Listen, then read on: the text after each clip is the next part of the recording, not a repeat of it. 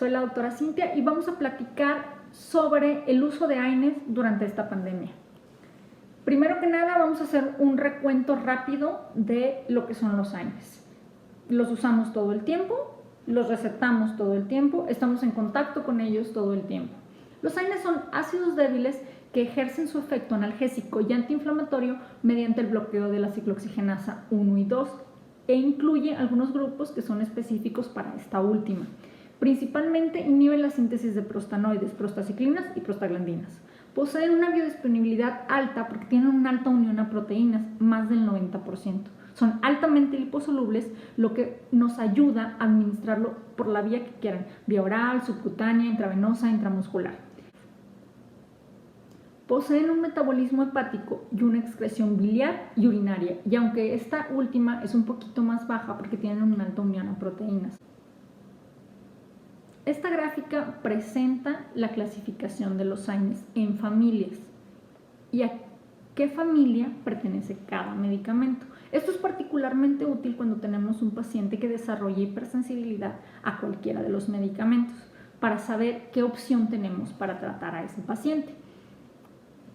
¿Qué pasó con todo esto de la pandemia, las controversias, el virus? ¿Qué fue lo que estuvo ocurriendo en estos primeros meses cuando la pandemia nos alcanza en el continente americano y las primeras declaraciones que empezamos a escuchar es: no usen ibuprofeno, prohibido el ibuprofeno, no usen ningún tipo de AINES, si ya los usas, suspende los AINES, son malísimos y te vas a enfermar de COVID-19? ¿Qué fue lo que ocurrió en este tiempo? ¿Qué fue lo que pasó?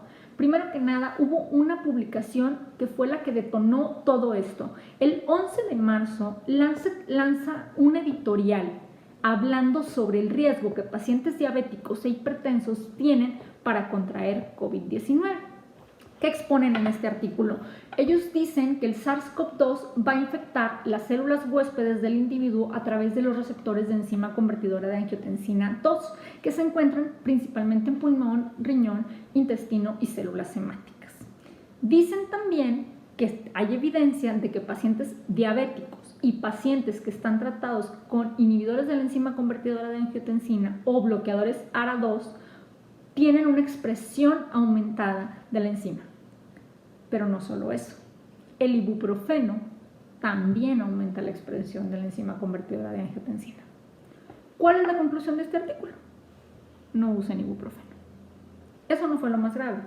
Lo más grave es que, secundario a esta editorial, la OMS afirmó efectivamente: no usen ibuprofeno. Y aunque después se retractó de esta declaración, el daño ya estaba hecho. Era demasiado tarde. La controversia se había generado y el miedo se había apoderado de todos nosotros, diciendo: ¿qué vamos a hacer ahora? No podemos usar AINES, es demasiado riesgo para COVID-19. El 16 de marzo continúa el ataque contra los AINES. La Agencia Bélgica Federal declara: es bien sabido que los AINES y los esteroides pueden provocar serias complicaciones, hablando de pacientes con COVID-19. Las autoridades francesas sugieren que el uso de ibuprofeno en pacientes COVID-19 positivos puede contribuir al deterioro y retrasar la recuperación de la enfermedad. Ya sabíamos que el SARS-CoV-2 disminuye la regulación de la enzima, por lo tanto, pacientes que están infectados por SARS-CoV-2 pueden tener disminución en la función pulmonar en el curso de la infección, y que la enzima se aumenta, la expresión de la misma por uso de ibuprofeno se aumenta en pacientes diabéticos y en todos aquellos que para diferentes cosas, ya sea hipertensos o pacientes con dolor crónico, pudieran estar usando un tratamiento con inhibidores de la enzima convertidora de angiotensina o bloqueadores ARA2. Por lo tanto, el silogismo pareciera cobrar toda la verdad absoluta. No usen ibuprofeno porque usar ibuprofeno aumenta el riesgo de infección por COVID-19. ¿Qué sabíamos antes de esto? ¿Qué evidencia teníamos? Ya en 2006 se había publicado un artículo que hablaba sobre la actividad de la indometacina contra el coronavirus canino, pero fue un estudio que se realizó in vitro. Un poco más adelante se comprobó que efectivamente la indometacina a dosis de 1 miligramo por kilo in vivo podía combatir o tener cierto tipo de actividad antiviral contra el virus del SARS-CoV-1. Entonces, ¿qué estaba pasando ahora con SARS-CoV-2? Que parecía ser una evidencia completamente contraria, no embonaba. El 17 de marzo, continuando con la serie de eventos que ocurrieron, BMJ publica un artículo que declara básicamente no usen ibuprofeno. El 24 de marzo, FDA en Estados Unidos dice no hay ninguna evidencia contra ibuprofeno. No sabemos por qué están diciendo esto, pero no encontramos nada en la literatura que nos diga que esto puede estar ocurriendo. Como el temor ya estaba infundado, como el daño ya estaba hecho, cuando se publican las guías por la Sociedad de Medicina Crítica para tratamiento de COVID, lo que las guías señalan es pacientes con COVID-19 que tengan fiebre, la mejor opción o la opción recomendada es paracetamol. Y esta declaración que aparece en las guías para tratamiento posteriormente es secundada por otros artículos. En abril del 2020 aparece un artículo importante de una revista de dolor hablando sobre pacientes con cefalea, uso crónico de AINES y COVID-19, riesgo para desarrollarlo o pacientes que ya la tienen. Y concluyen que no hay ninguna evidencia para alterar el curso del tratamiento en estos pacientes y que hacerlo tiene peores consecuencias en ellos. Para julio, agosto más o menos de este año, aparece otro artículo hablando sobre el uso de inhibidores de la enzima convertidora en angiotensina y bloqueadores ARA2 y los pacientes que están llevando este tratamiento por cualquier causa, donde tampoco hacen ninguna declaración acerca de haber encontrado una evidencia para evitar el uso de estos medicamentos o para suspender el uso de estos medicamentos. En el artículo de cefalea aparece esta infografía donde se intenta explicar el mecanismo fisiopatológico de cómo SARS-CoV-2 se une a la enzima convertidora de angiotensina para internalizarse en las células. Pero la teoría que ellos plantean es que aparentemente el aumento en la expresión de esta enzima sería una enzima de forma soluble. Es decir, que al unirse el virus no sería posible que penetrara dentro de la célula. Para mayo aproximadamente aparece más evidencia sobre el uso racional de AINES, pero ya no están apelando al riesgo de contraer COVID-19 o de si ya está positivo el paciente, que el uso de AINES empeore el curso de la enfermedad, sino que este artículo empieza a apelar al sentido común sobre los efectos colaterales propios del medicamento y que lo usemos de forma racional. Y vuelve a decir, no hay evidencia suficiente al menos para que suspendan el uso de AINES. ¿Qué pasó antes de todo esto? ¿Qué pasó antes de COVID-19? ¿Qué pasó antes con los AINES y la evidencia de enfermedad respiratoria? En 2019, la revista de Medicina Clínica en Estados Unidos publica un artículo muy interesante acerca de neumonías, tanto en pacientes adultos como en pacientes pediátricos, y ellos dicen que el uso crónico de AINES empeora el curso de la enfermedad, pero nunca establecen un mecanismo claro para esto. Lo único que concluyen es que un paciente que crónicamente está utilizando AINES o que inicia el uso de AINES durante el curso de los síntomas de la enfermedad, se retrasa el acceso a la atención y por lo tanto retrasan el uso de antibióticos.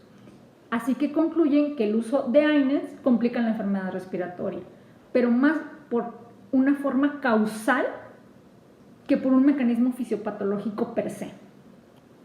En 2016 se hace un estudio muy importante en New England que se llamó Precision y estudió más de 24,000 pacientes con osteoartrosis y artritis reumatoide y estudiaron 3 grupos principales de medicamentos. El objetivo de este estudio fue valorar los efectos colaterales de los AINES, principalmente los efectos cardiovasculares.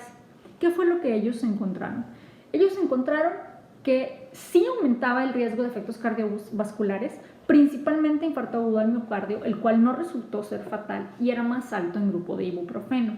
Los efectos gastrointestinales evidentemente resultaron más bajos en el grupo de celecoxib, pero al hacer una comparación con celecoxib, ibuprofeno y naproxeno, encontraron que el efecto adverso renal sí era más bajo en celecoxib comparado con ibuprofeno, pero no encontraron ninguna evidencia cuando lo compararon con naproxeno.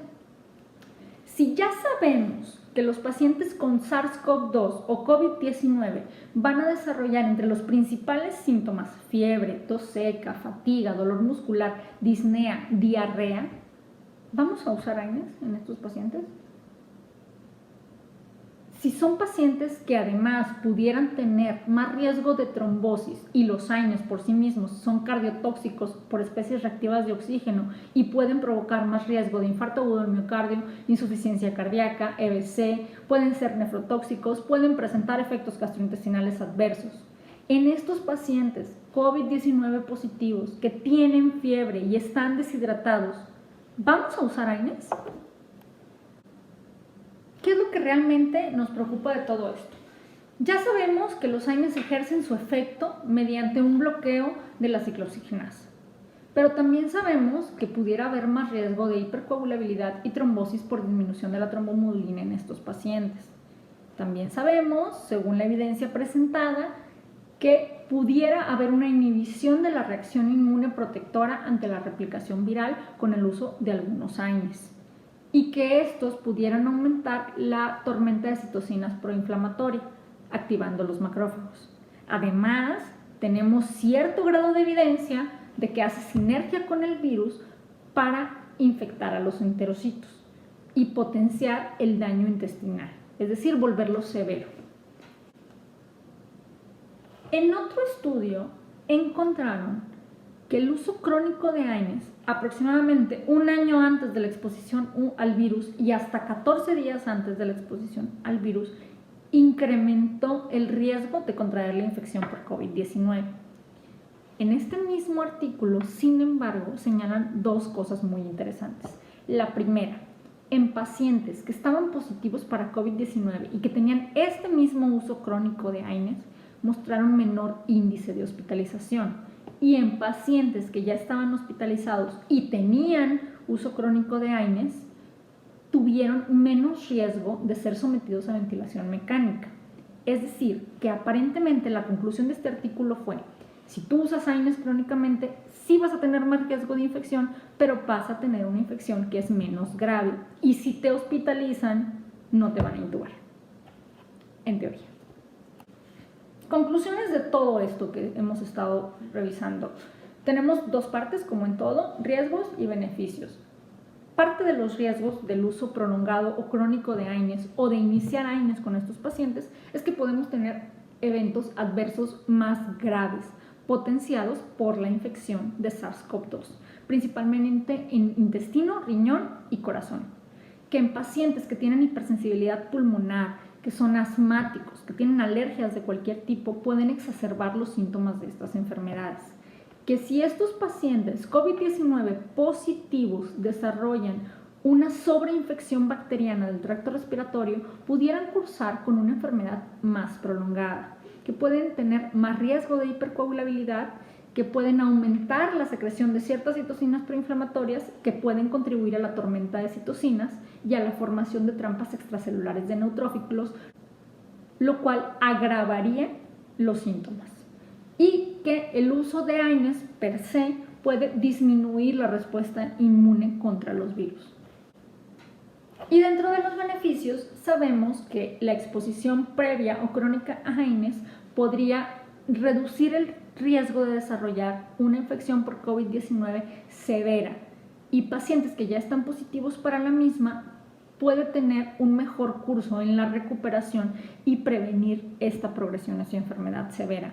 Va a inhibir la activación y producción de citocinas proinflamatorias, va a aumentar la respuesta de interferón y de células TCD8 y NK, va a disminuir la actividad inflamatoria de células T y va a inhibir la migración, activación y función de monocitos, macrófagos y neutrófilos. Así que, finalmente, no hay evidencia alguna para evitar el uso de AINES en afecciones respiratorias. Sin embargo, las guías son claras al respecto. La primera opción es paracetamol.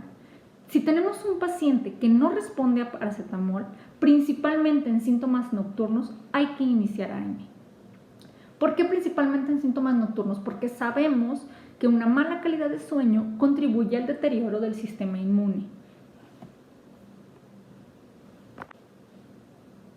¿Qué hacer si tenemos un paciente que está en riesgo de contraer la enfermedad o que ya la tiene y tiene uso crónico de AINES por cualquier patología previa? No suspendan. La indicación es no suspender el AINE. Se ha comprobado por diferentes evidencias que suspender el AINE únicamente va a agravar el pronóstico de la enfermedad de base y ni siquiera sabemos si ese paciente se va a contagiar o qué tan grave va a ser cuando se contagie.